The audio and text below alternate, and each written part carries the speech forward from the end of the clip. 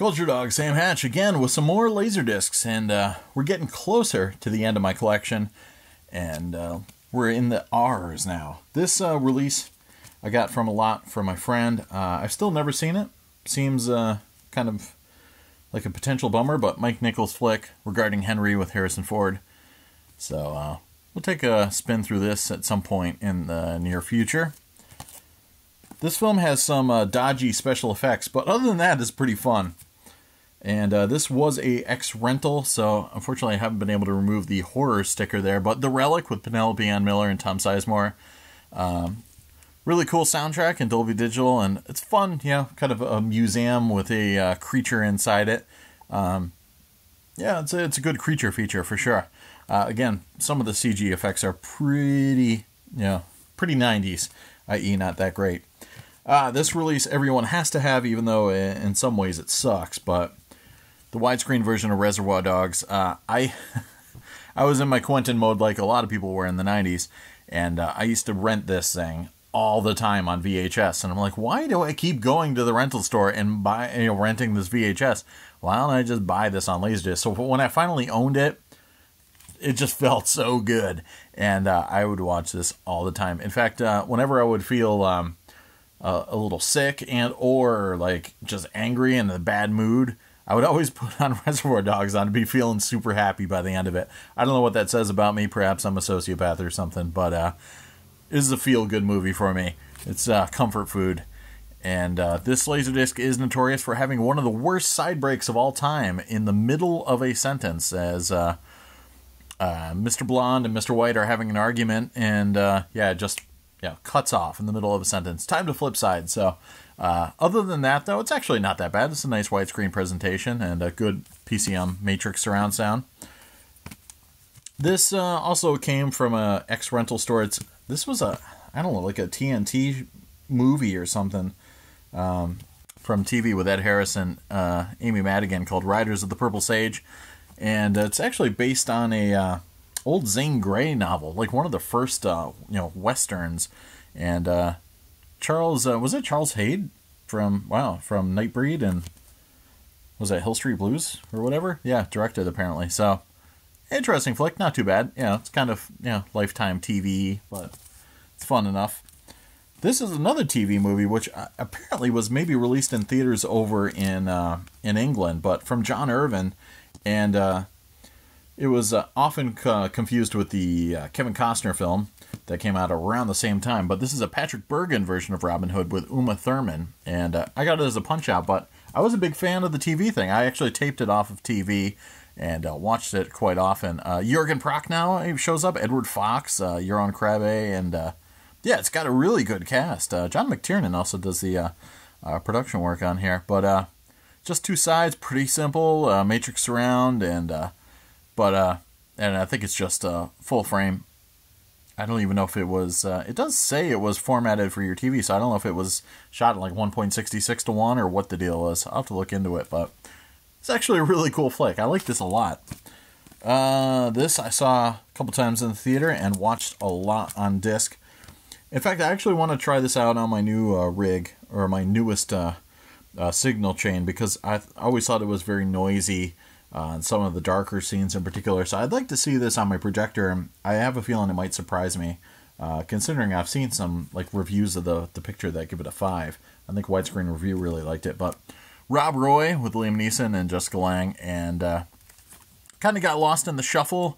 Braveheart definitely overshadowed it, but really interesting flick from Michael Caton Jones, and ferocious performance from Tim Roth.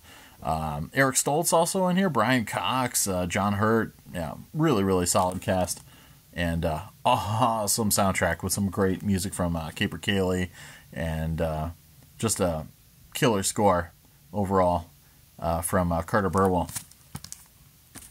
This I picked up in a used store in Boston. That's so funny. The guy almost tried talking me out of getting it. Oh, it still has the sticker, $5.99 for the remastered widescreen version of Romeo and Juliet. This is the Franco Zeffirelli version, but I just like, you do know this is a Laserdisc and only idiots have Laserdisc players and nobody can actually watch these and I don't even know why I stock them. And I'm like, yes, I have one. I've got multiple. It's so funny. Whenever I buy Laserdiscs from like flea markets and stuff, I have to get into this conversation where I have to prove my merit to the vendor. In fact, not that long ago when I picked up a Rush disc at a flea market, I'm like, do you have a Laserdisc player? I'm like, yes, I have 4. They all work. Now leave me alone and let me buy some Laserdiscs. So yeah. I haven't seen this in a while, but cool flick. And this actually just picked up, and I ran out of gatefold polypropylene sleeves, so I have to put this in the sleeve. But I got it new sealed just recently. Baz Luhrmann's Romeo and Juliet. I've had multiple copies on DVD, but I was like, I kind of have to have this on Laserdisc just for the artwork alone. AC3 soundtrack, THX certified. This is a either love it or hate it thing. My fiance hates this film. I love it.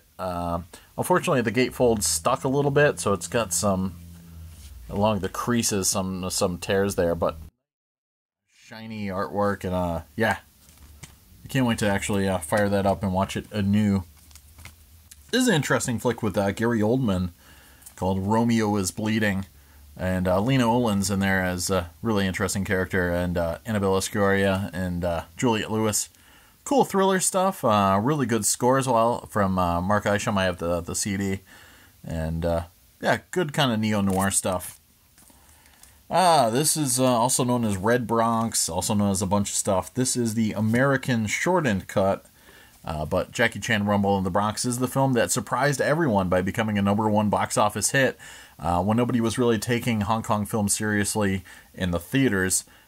Where people that were collectors like myself were digging into a lot of imports and loving John Woo films and stuff like that. But this surprised everybody and really relaunched Jackie Chan's career and made him what he is today here in the States. So it's got a dub on here and widescreen. It's 2.35:1, but yeah, so it's not too bad. I think they changed the soundtrack again, as always. So, on the one hand, it's been butchered to come over to America. On the other hand, it's fun just to have. This I saw in the theaters back in the day, and really dug it. And my friend actually gave me his copy on the grounds that I have him over sometime to watch it. So we have to actually set that up soon. The Saint, Val Kilmer and Elizabeth Shue. Again, this is a film that you feel like there's like a lot more to it. Like there's like a 2.5 hour director's cut going somewhere on that. But Philip Noyce actually does a commentary track on this release, which is nice. It's got AC3, Dolby Digital, and I almost got the DVD, but I'm just gonna hang on to the Laserdisc because it's nice. This I also got from my friend's collection. I've never actually seen this yet, but searching for Bobby Fischer. Widescreen edition, and just regular PCM surround. Yeah, I gotta actually check this out.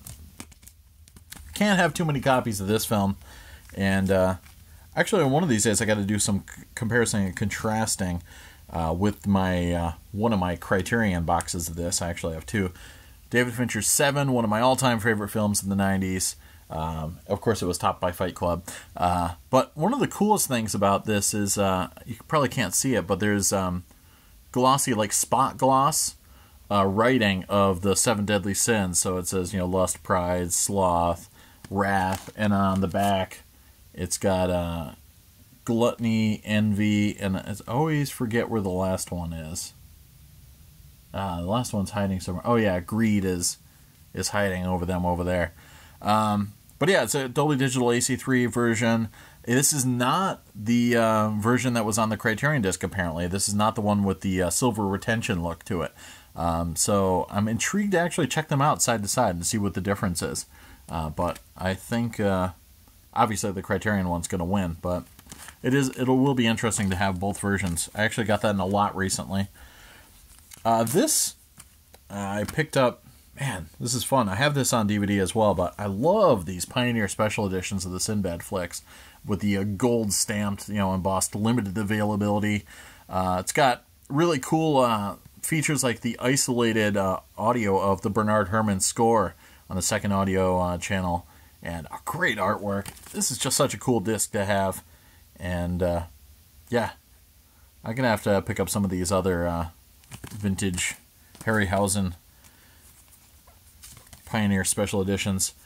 This film came out in '94. I saw it a bunch of times in the theater. I love it. I'm a huge fan of The Shadow.